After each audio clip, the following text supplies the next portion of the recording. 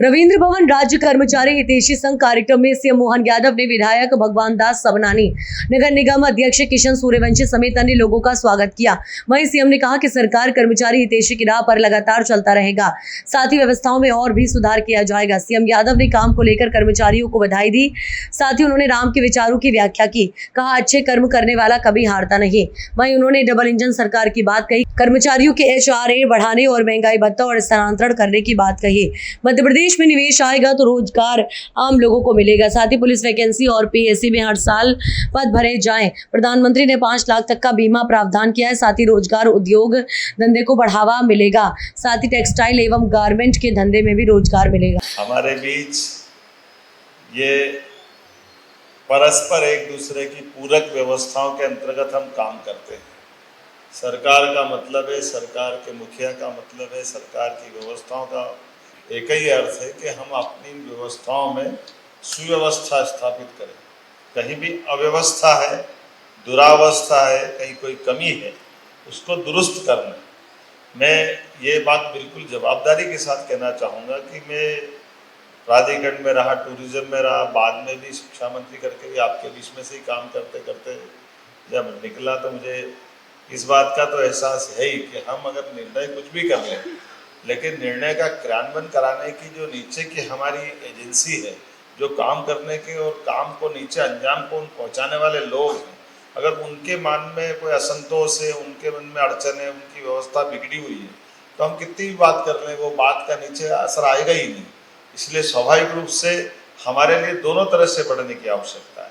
मैं मान के चलता हूँ कि आज के इस अवसर पर सच्चे कर्मयोगी अगर कोई है तो आप सबको प्रणाम करता, आपका अभिनंदन करता।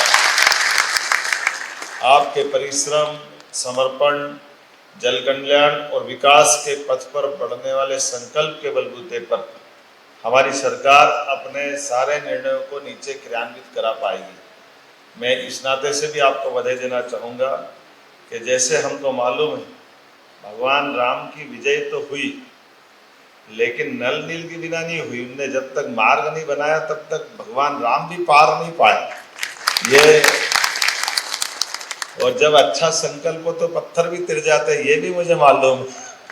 केवल अच्छा संकल्प, अच्छे काम करने का आपका अपना मन बना रहे तो परमात्मा की दया से हमारे सारे निर्णय, और मैं इसी आधार पर मान के चलता हूँ कि जब आपने कहा कि हमारे प्रदेश के कर्मचारी, जब माननीय प्रधानमंत्री जी के लिए अभिनंदन कर दो इस मामले में, तो माननीय श्रीमान नरेंद्र मोदी जी, मैं प्रदेश का और देश का दिए समान करने के लिए उनका एक वाक्य, डबल इंजन की सरकार, तो इंजन के पीछे इंजन लगा हुआ है, तो वो तेज जाएगा तो हम कैसे पीछे रह सकते हैं?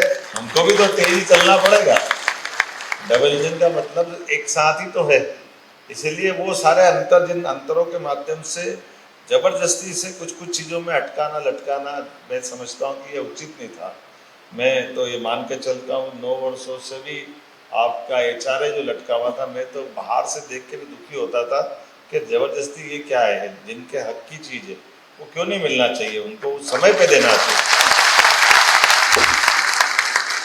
ये चीज़ें बोलने से थोड़ी देना चाहिए, अपने आप ही देना चाहिए। मैं इस मामले में थोड़ा भाग्यशाली भी हूँ कि आप लोगों को ज्ञापन देने नहीं आना पड़ा, मेरे परिवार ही बढ़ा दिया। मुख्यमंत्री को मालूम है कि प्रधानमंत्री 5 लाख तक का बीमा सारे समाज के लिए रख रहे हैं और 70 साल के ऊपर वाले तो सारे ले लिए, तो इसमें से हमारे कर्मचारी अधिकारी को छूटना चाहिए, जो उनके लिए भी चिंता करना चाहिए। इसलिए हमने निर्णय किया कि भाई आपके इसमें तो आ ही रहा है, गलत क्या है, तो बीमे के माध्यम से अगर जिंदगी श्योर होती है, उनकी बात बहुत सारी बातों में जीवन में आके एक आश्वस्ति लगती है, तो उसमें कोई तकलीफ नहीं होना चाहिए। मैं मान के चलता हूँ कि आज जब हमारे कर्मचारी खुशहाल और संतुष्ट होंगे तो सरकार हमारी निश्चित रूप से आगे बढ़ेगी। मैं मान के एक और आपसे ये सोच करके बात कर रहा हूँ कि अभी भी कुछ चीज़ें बची है, एक बार आपके साथ बैठ करके और आप बताते जाएंगे, लेकिन ये जरूर एक आपसे निवेदन करना चाहूँगा, थोड़ा आप मदद करना। हमने अपने रोजगार दिलाने के उद्योग धंधों का भी अभियान चलाया, क्योंकि ये मान के चलो कि 9 करोड़ की आबादी मध्य प्रदेश की है। सारे सरकारी पद मिला लो तो 10 लाख भी नहीं होते सारे पद, तो बाकी बड़े सारे पैमाने पर लोग क्या करेंगे? तो वो अपने अपने अलग अलग काम धंधे रोजगार सब प्रकार की व्यवस्था से जुड़े। लेकिन उनके साथ में भी निश्चितता हो, उनकी भी मदद हो जाए, उनका भी शोषण नहीं हो। इसलिए जैसे दूध संघ के मामले में हम दूध उत्पादन में आगे बढ़ रहे हैं, क्योंकि दूध उत्पादन में मध्य प्रदेश का हिस्सा देश में तीसरा नंबर पे और 9% दूध हम अभी उत्पादित कर रहे हैं।